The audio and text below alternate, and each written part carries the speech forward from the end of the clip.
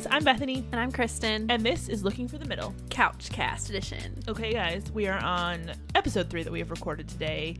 So I apologize for anything we are about to say because we tend to get loopier the longer we go.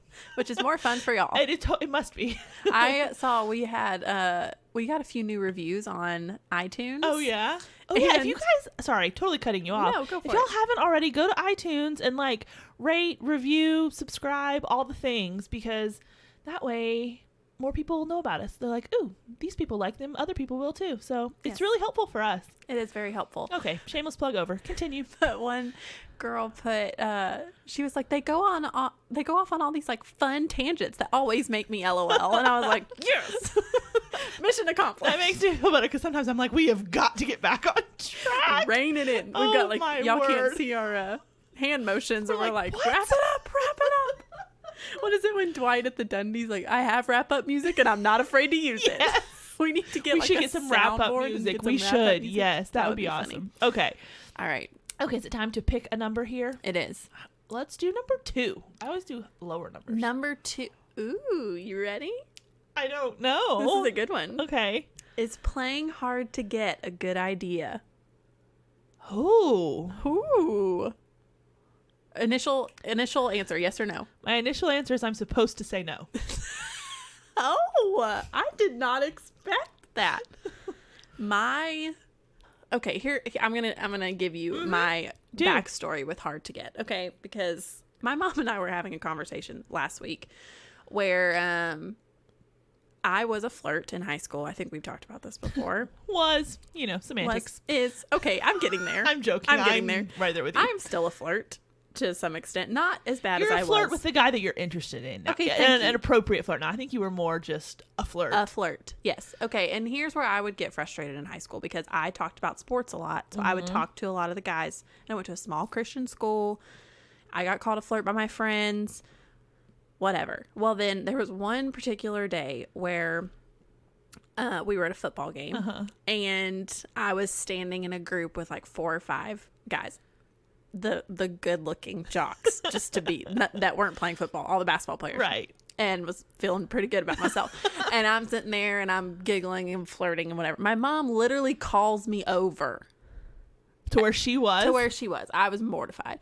And she's like, and she didn't say it loud enough for anybody else to hear, thankfully, but she was like, can you go talk to some girls or something, because you look like the biggest flirt ever. She's like, you got to play a little hard to get. And I'm like, I'm enjoying my conversation. We're talking about basketball. It wasn't even, I mean, there was definitely flirting and intermixed with sports talk. But from that, and it's just something about being a teenager where your mom tells you to do something. You're like, I'm not going to do that. I'm going to do something different and see if it works.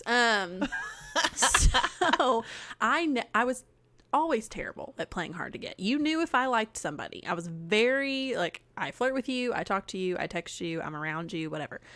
And for the most part, it never really hurt me. So I was never like, oh yeah, you should play hard to get. Now, I know plenty of people who did, and it worked really well for them. But I just never really did, nor did I have success when I tried, because I was just like, I think I'm too good at playing hard to get, where I look totally uninterested. Because that's what my mom said too the other night. She was like, okay, well, you flirted too much in high school. I need you to flirt a little more now. You've swung the other way too far. I was like, gee, thanks, Mom. I think the longer you were talking, I was trying to think through. I don't play hard to get, but I am much quicker to leave the ball in his court than some girls. Let's put it that way. Okay, so can you distinguish the two? Give an example that would be here's where this would be hard to get, and here's where I'm actually just leaving the ball in his court. Playing hard to get is just acting like you're not interested and removing yourself from situations and just not being around and oh, he's going to have to chase me. I like to show a little interest. Why are we showing we're totally showing our hand here. We are. Anyone listening is going to be like, oh, that's what they do. Yeah. Anyway, I like to show a little interest, be around, be there, and then pull back a little and say, okay, now I like that. I have Put it out there a little. I've made my interest known a little. It's not going to be one-sided. The flirt is out there flirting. It could be completely one-sided on your part. The hard to get girl makes it completely one-sided on the guy's part.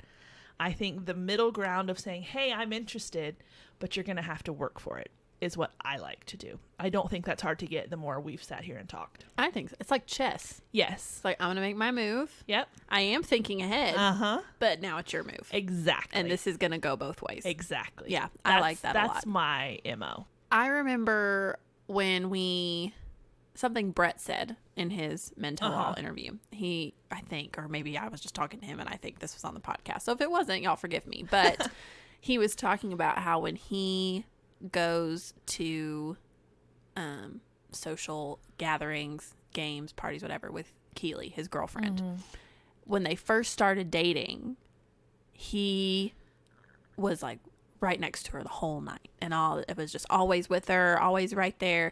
And it wasn't like she was not paying attention to him, but she was just like comfortable with him there, and she was talking to all her friends or whatever. And he was like, she wasn't really paying me a ton of attention, which was kind of annoying because I was paying her attention. But then he was like, the more, I think this was a different conversation the more I'm talking about it, but he's like, I learned if I was there, like I went to things with her, but I wasn't just right on her hip all night. She was coming over to talk to me more. She was, sticking with me a little bit more. And he's like, and I wasn't trying to do it in like a manipulative way. Right. I just learned like, okay, well, we can still be here, and I'm still her boyfriend, and I'm still going to but there was this, which I was like, that wasn't really hard to get. It's just this give and take kind of a thing. And that's what I think you're sort of talking about is, okay, I'm going to show interest. Now you show interest. And that's the way for you to figure out, hey, is there actually mutual interest here? Well, and we get asked a lot, how do I know if a guy's interested?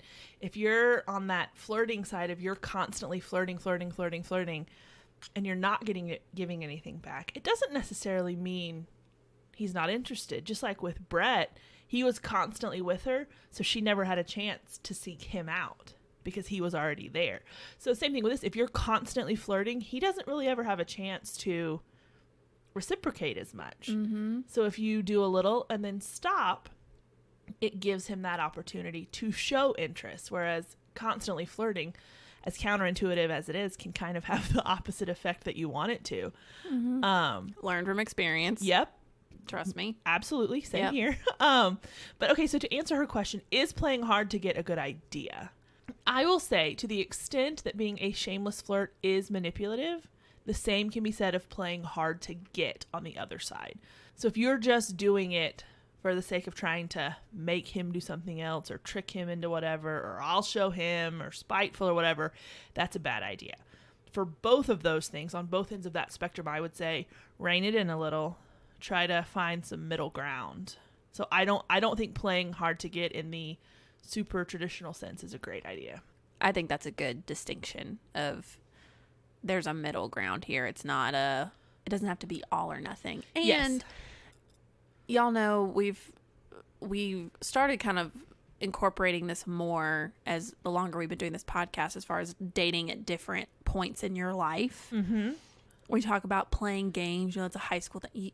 Hard to get, in my mind, is associated more with high school.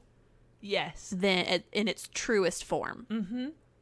And I think the older you get when you're single, the more you're like, you know what? I don't have time to play games here. No, I'm interested. He's interested. Why are we? Yeah, well, I don't need this tug of war. Like, okay, well, I don't, I've texted him and, I haven't heard from him in 3 days. I'm not texting him again. Like, that's a whole different issue. You want to be with somebody who wants to be with you. If he wants to be with you, he'll let you know. If you want to be with him, you'll let him know. And you get a little more clear and clean cut and cut a little bit of the extra stuff the older you get. Agreed. But if you have that chess mentality of, I make a move, he makes a move, there's give and take, I'm showing interest without throwing myself at him, I'm not totally just shutting off and not showing any sort of emotion or interest whatsoever, but there's that middle ground. I think that's the sweet spot that you want to try to find. Absolutely. So I think that's a perfect way to end. okay. Awesome, guys. Well, thank you for tuning in. As we said earlier, if you haven't checked us out on iTunes, as far as like leaving a rating or review, if you would do that, we would love you forever. So please go do that. It really helps us as far as like people being able to see where we are and find us easier on iTunes. So enough about that. I will let you go. We will talk to you next week. But until then, I'm Bethany. And I'm Kristen. And this is Looking for the Middle.